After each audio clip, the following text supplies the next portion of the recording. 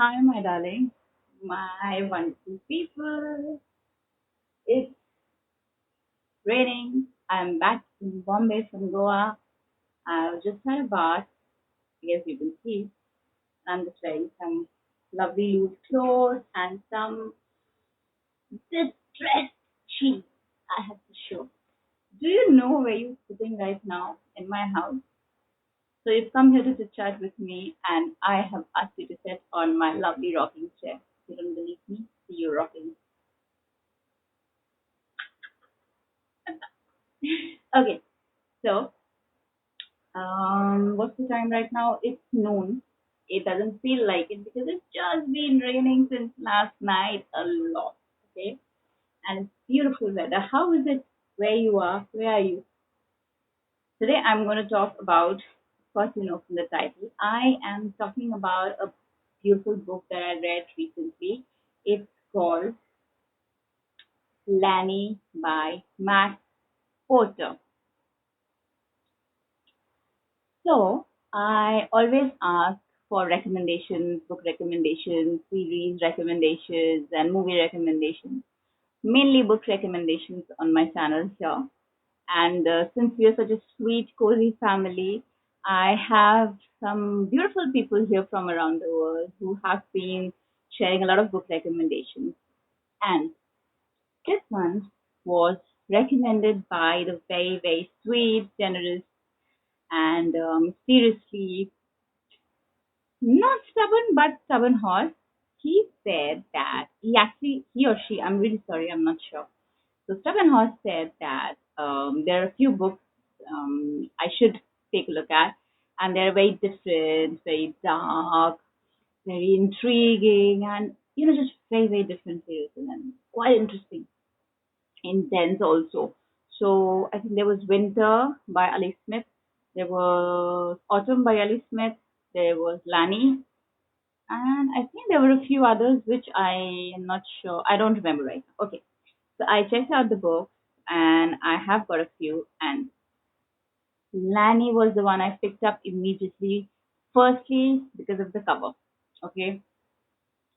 Look at this beautiful book. So it's got a black and white cover, as you can see. And these are, what do you say? Embossed?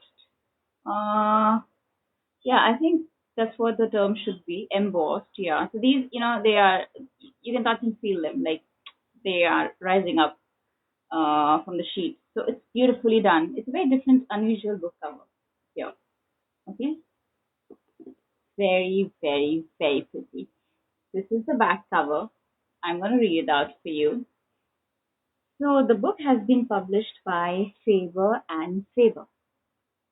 Now it says, in came the sound of a song, warm on his creaturely breath, my singing child bringing me gifts. A second or two before I realized it's not him. Lanny, when you open the book, this is how it looks.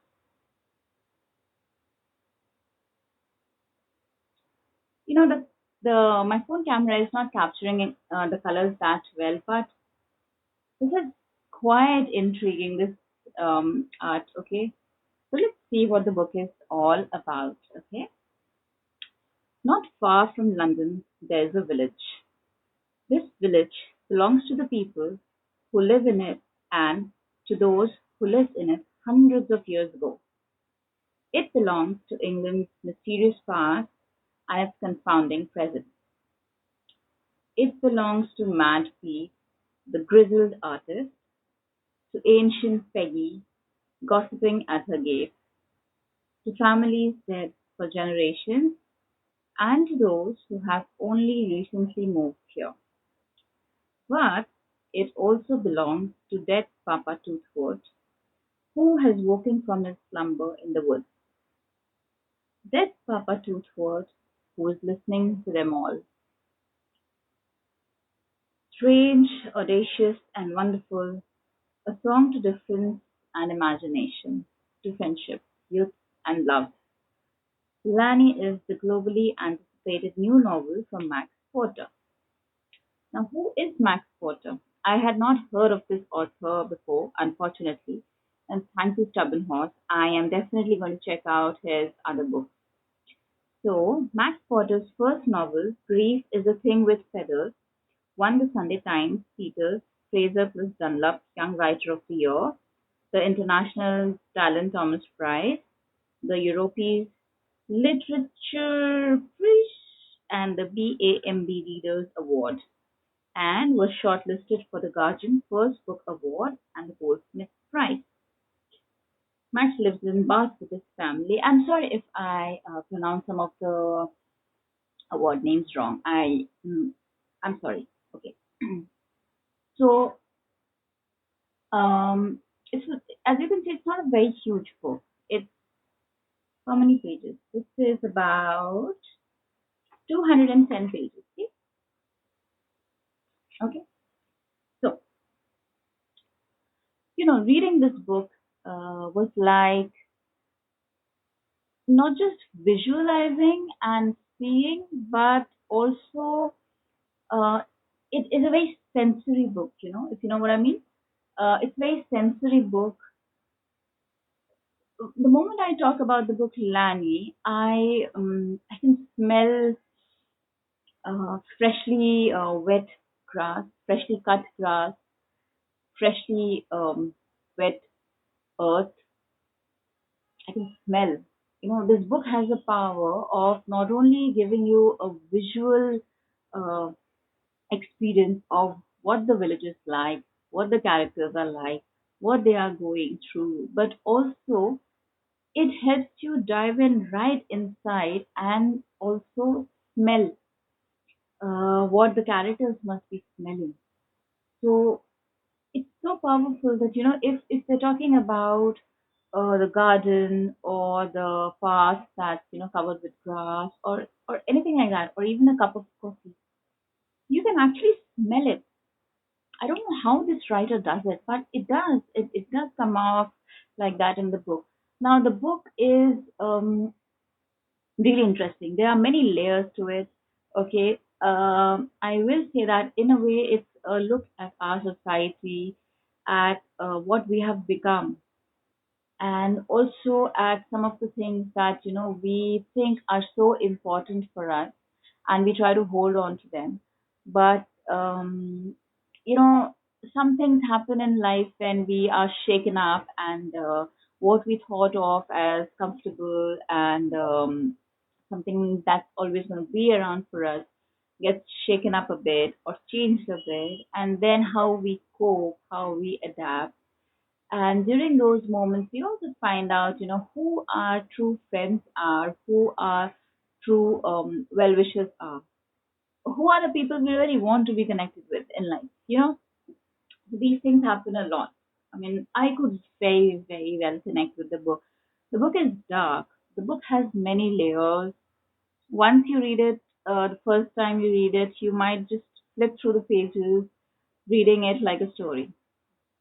The characters coming to life, and you understand. You're standing with them right at their gate, talking to passerby, and waving at them, and you can feel yourself standing at the gate, and you're standing with Peggy, who's holding maybe a cup of coffee in her hand, and a neighbor is walking by, and she's waving at the neighbor, and you're waving too, and maybe ask them to stop for some just village chit chat in the morning, and you end up doing that too.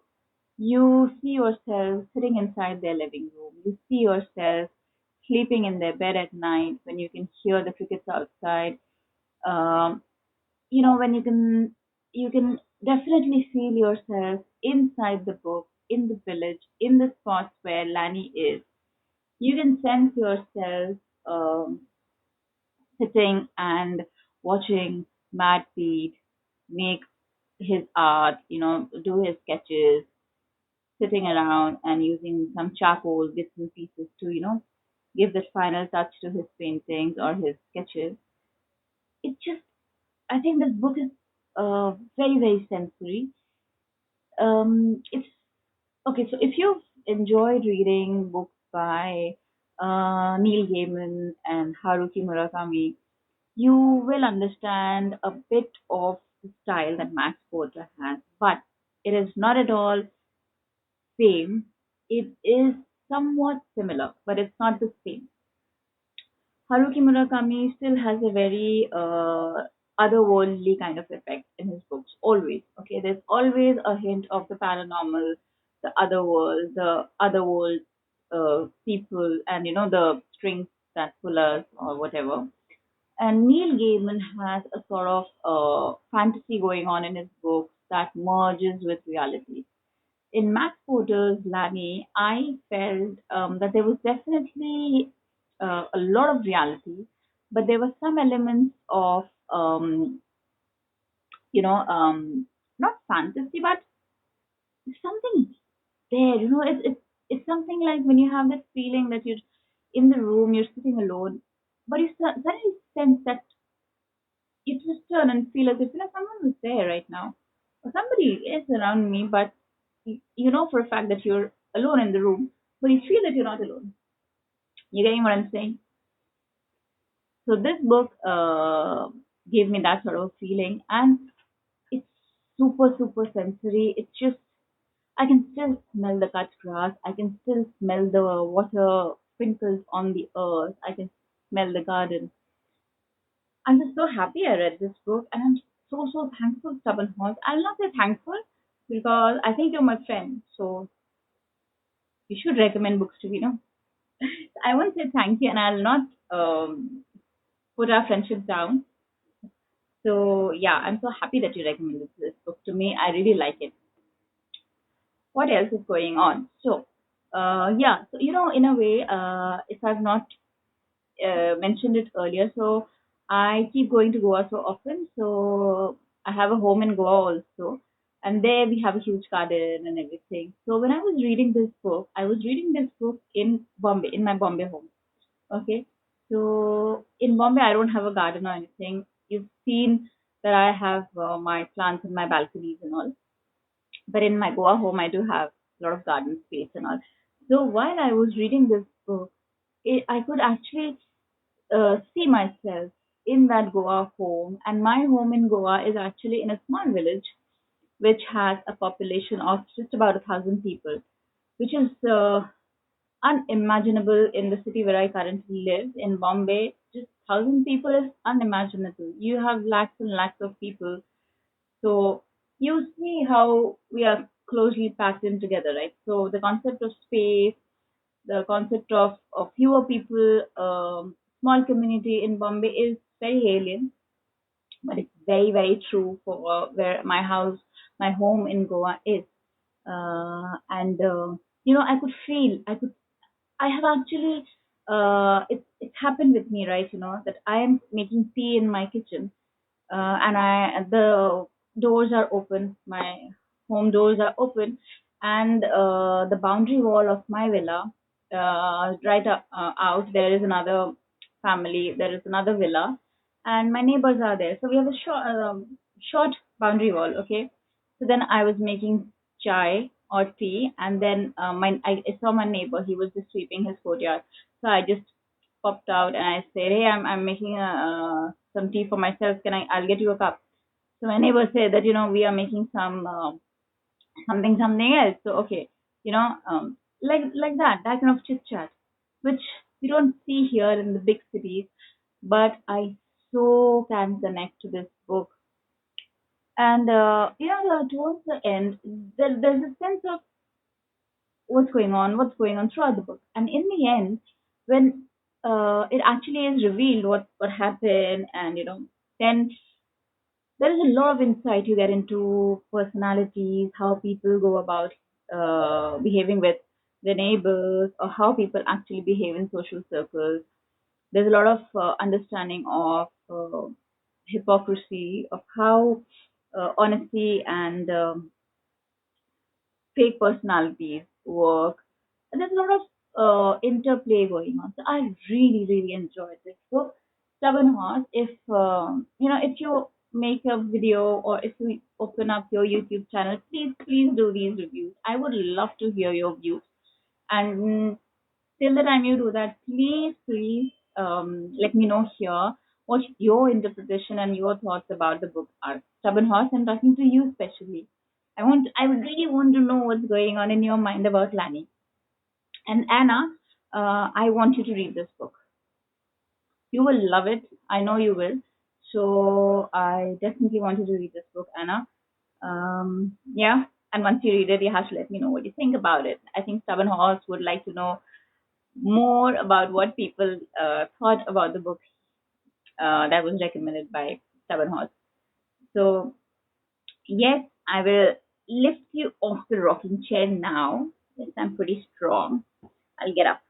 Okay. And see, these are my silver anklets, and we have a lot of rain going on. I'll just show you the rain before I say bye bye. Let me turn the camera. Give me a moment. See? Raining, raining.